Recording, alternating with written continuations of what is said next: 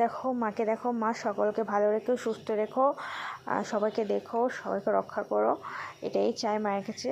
তো মায়ের পুজো চলছিল, তারপর একটা বাচ্চাকে দেখো কি সুন্দর হাততালি দিয়ে খুব এনজয় করছিল, তো বাচ্চাটাকে আমি দেখছিলাম।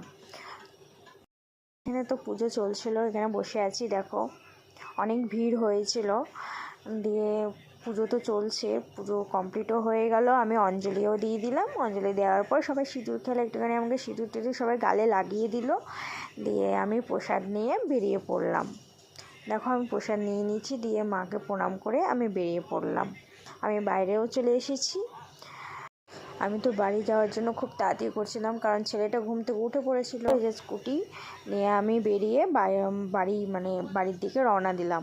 দিয়ে বাড়ি গিয়ে একটুখানি নিজের জন্য ছাতু গুললাম, দিয়ে ছাতুগুলো একটুখানি খেলাম। আজ তো আমার আর আমার শাশুড়ি মায়ের উপোস, আর বাড়ির ছেলেদের জন্য তো রান্না